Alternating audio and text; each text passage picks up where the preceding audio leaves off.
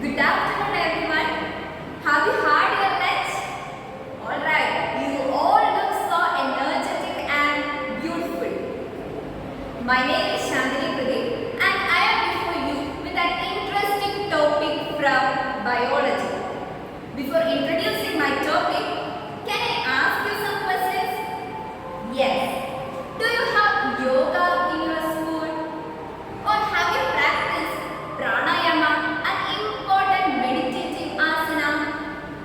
Don't worry, we can do it together. First, listen to me. Now, close your right nose with your right thumb like this. And inhale through your left nostril. Inhale. Now, close your left nostril with your middle finger and exhale through your right nostril. Now, exhale. Okay, can we do it together? Yes. Here we go. Inhale. Exhale. Once again. Inhale. Exhale. Very good. You all look relaxed now, isn't it? Yes.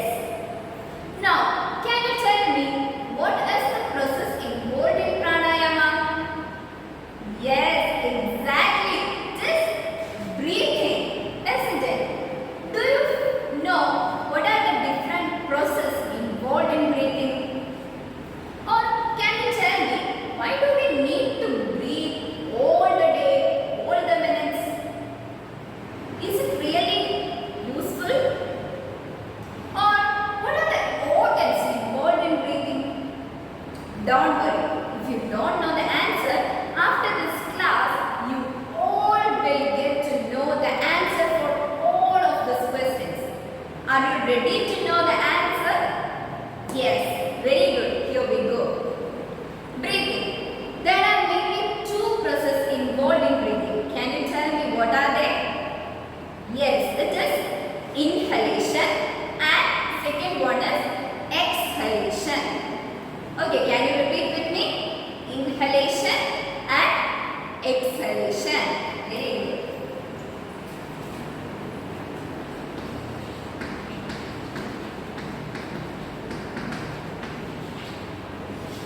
So, first process is inhalation. Second one, very good, is exhalation.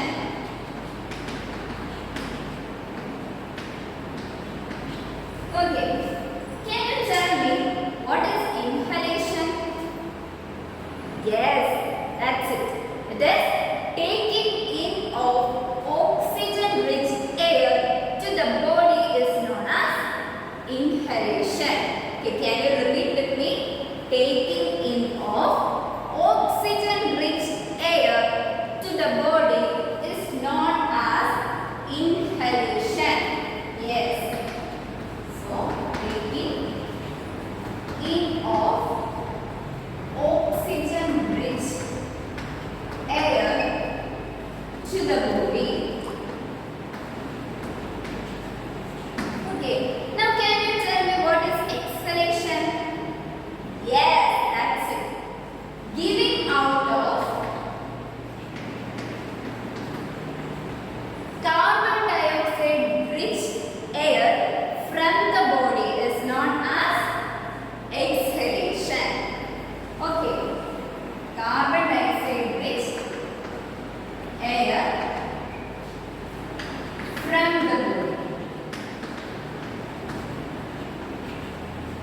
So, inhalation is the taking in of oxygen-rich air to the body, while exhalation is the giving out of carbon dioxide-rich air from the body. And these two processes, inhalation and exhalation, together forms the process breathing.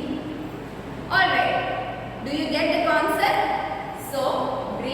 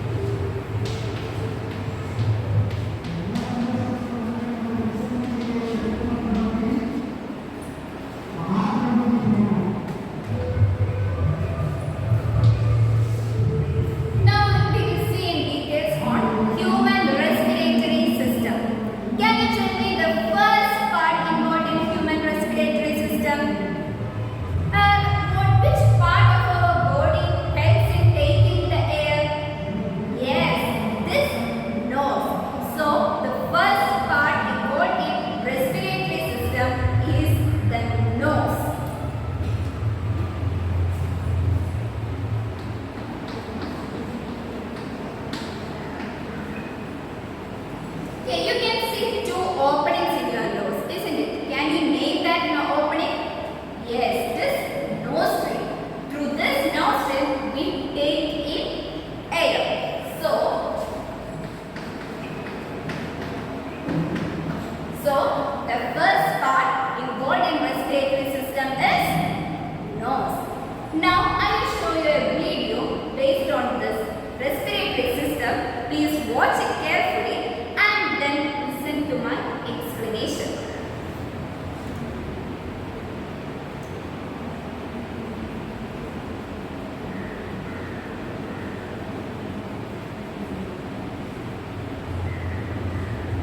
Yes, as I said, the air that moves through the nostril and then it passes on to this canal, or which is known as nasal cavity, and then it passes on to pharynx and then to the larynx. Pharynx is a common passage for food and air, while larynx is the sound box. Alright. And from the larynx, it moves past to trachea, which is the another important part involved in respiratory system, which is the trachea, which is the second main part involved in human respiratory system, which is trachea. The trachea is also known as windpipe. The trachea is also known as windpipe. Yes. There are some specialities with this trachea. Can we see it? Okay. You can see some C-shaped muscles in trachea. And can you tell me why does trachea need this C-shaped structures or ring-like structures? It is because these C-shaped structures will help in the contraction and expansion of trachea, and it also helps in coughing to block the foreign particles and protect our respiratory system. Alright, so trachea is the second main part involved in respiratory system. First, the air is taken into the nostril, then it passes over to the trachea. And third, it moves to the lungs. So, the main hero of respiratory system is lungs.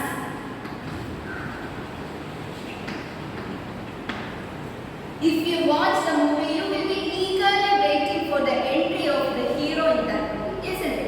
Likewise, the main hero of the respiratory system is lungs. Okay, can you tell me how many lungs do human beings possess? Yes, there are two lungs, or a pair of lungs are placed in human body. And these lungs are balloon-like structures. Do you know why these lungs are known as balloon-like structures? Okay, I will depict you through an activity. Okay, this is a balloon, and you have to tell me what happens if the air is blown into this balloon. Can you see it? Yes. Now I will blow in the air, and you have to tell me what happens to this balloon. Alright.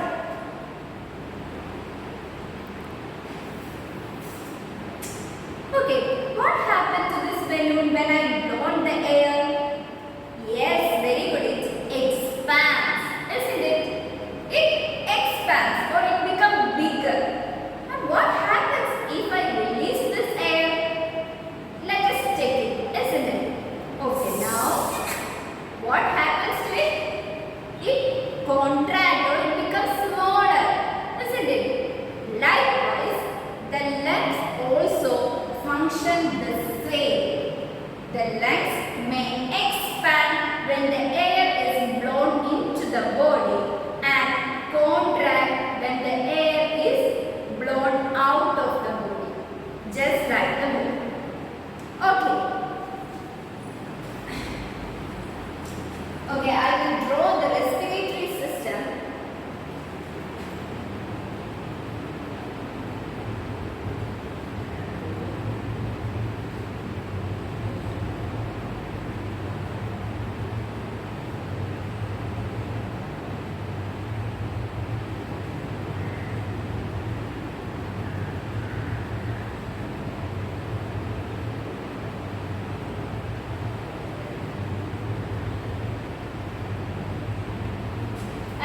this is a rough sketch of the respiratory system, and I have already said that the trachea are C-shaped or ring-like muscles, and we can know it.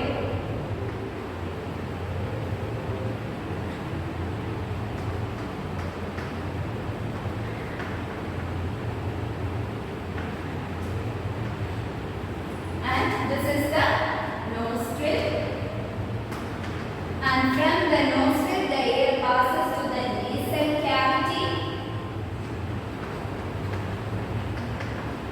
and from the nasal cavity the air passes out to trachea, or trachea is also known as, yes, windpipe, and then to the lungs. Can you tell me where these lungs are situated? Yes, they are situated in chest cavity. Yes, very good. And beneath these two lungs, there is a dome-shaped muscle present, which is known as diaphragm. Do you know what is dome-shaped? Some half arc-shaped or half sphere-shaped structure is known as dome-shaped. So beneath these two lungs, there is a dome-shaped muscle which is present, and it is known as diaphragm. Can you repeat with me this? Diaphragm. Alright, and this diaphragm may expand and contract when we inhale and exhale. Alright, and I will show you this with an activity. Can you see this? This is a model, a simple model of respiratory system. So this can be depicted as nostril, and from here the air will passes out through the trachea into the two lungs, which is balloon-like structure. And this is diaphragm. This plastic or this leather can be termed as diaphragm. This is just a small model of respiratory system. And when the air passes in, or when we inhale, the diaphragm moves downwards. That is, when the diaphragm moves downwards, the air gets inside and the lungs expand. Can you see it? The lungs expand when the diaphragm moves out, and when the diaphragm moves in, the lungs contract. Alright, so when we inhale, the diaphragm moves downwards, and when we exhale, the diaphragm moves upward and lungs contract. Okay. So what we have discussed now? Yes, the function of the diaphragm. So when we inhale, what happens to the lungs? The lungs expand while the diaphragm moves downwards. And when we exhale, the diaphragm moves upwards and lungs may contract. Do you get the concept? Very good.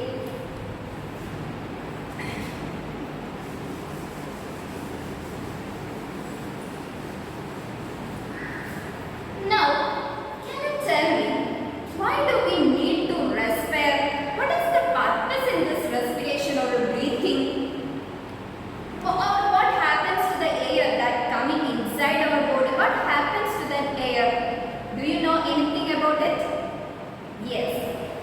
That is, you know that we need energy for all our activities. We need energy to walk. We need energy to speak. We need energy to eat, or we need energy for all our life processes.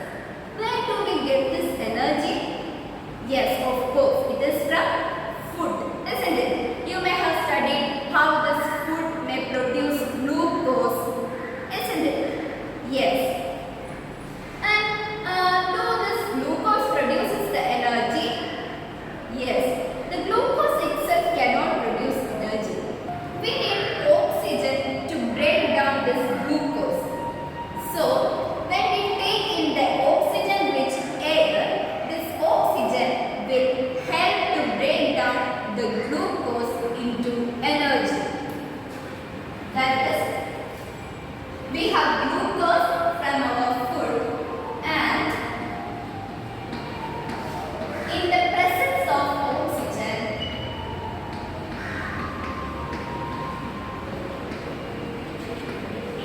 glucose get break down into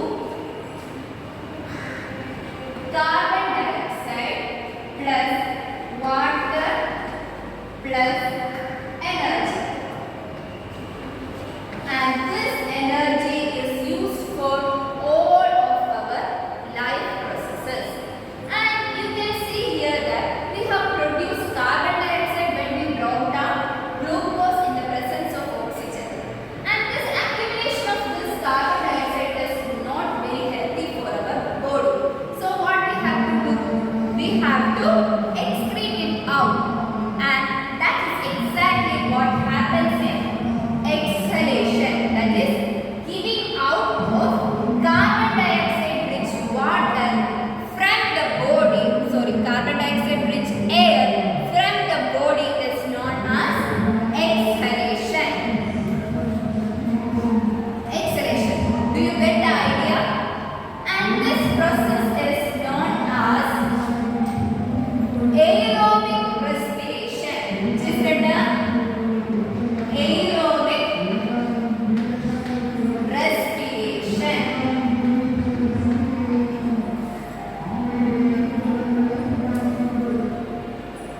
As this process takes place in the presence of oxygen, it is known as aerobic respiration.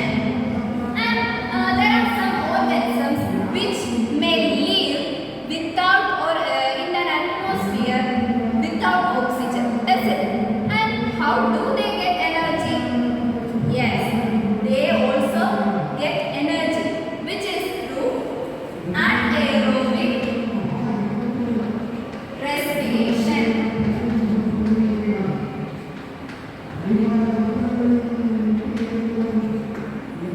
Through anaerobic respiration, the glucose in the absence of oxygen may break down into alcohol plus water and energy.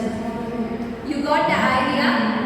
Yes, alcohol and energy. It may produce alcohol and energy, which is known as anaerobic respiration. Alright. So there are two types of respiration, aerobic respiration and anaerobic respiration.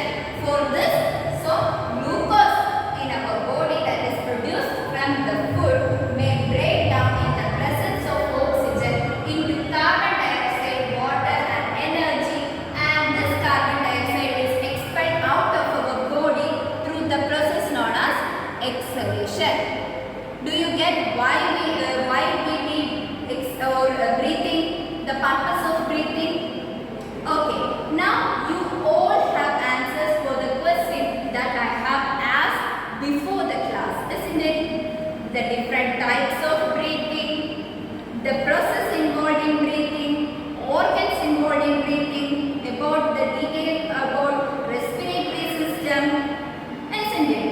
Okay, now finally we can do an activity based on this, isn't it? Okay.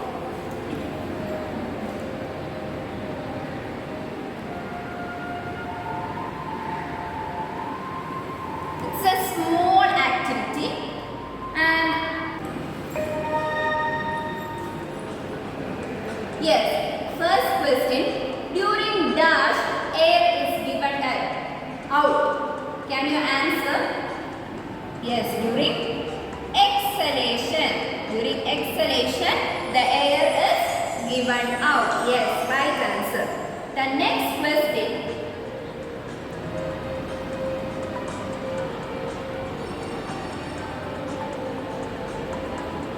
So here is your next question. During exhalation, the diaphragm moves. What happened to the diaphragm? During exhalation, yes, exactly. It will move upwards. Yes, this right. Alright. Next, here is your third question. Breakdown of glucose with the help of oxygen is known as? Yes, this aerobic respiration. Okay. Normal range of breathing rate per minute in an average adult person at rest is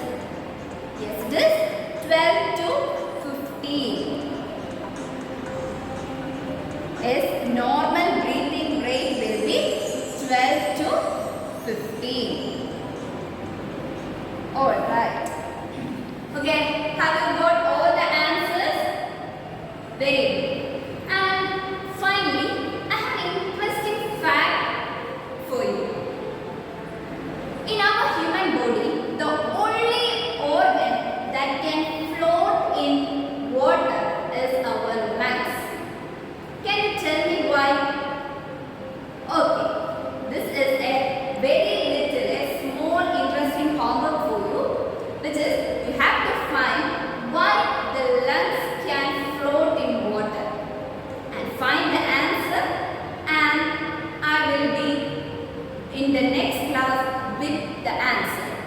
Thank you.